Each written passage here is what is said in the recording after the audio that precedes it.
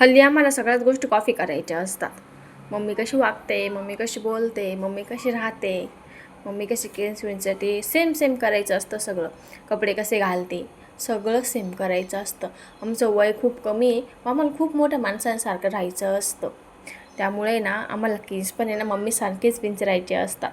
टिकली पण मम्मीसारखीच लावायची असते. सगळं काही मम्मीसारखं करून मम्मीकडून खूप सगळे लाड करून घ्यायचे असतात.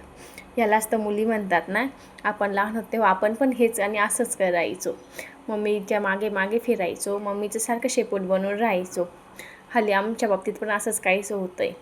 मम्मीसोबत देवपूजा करायची, मम्मीसोबत फिरायचं, मम्मीसोबत खायचं, मम्मीसोबत राहायचं, हे सगळंच चालू आहे. मग आज काय आमची फरमाईश होती, आम्हाला स्कूल बॅग हवी होती, कारण की आमची आधीची स्कूल बॅग खराब झाली होती. मग आम्ही काय मस्त स्कूल बॅग घेतली आणि मग आमचा आनंद काय गगनातच मावत नव्हता. छानसा आजचा दिवस संपला.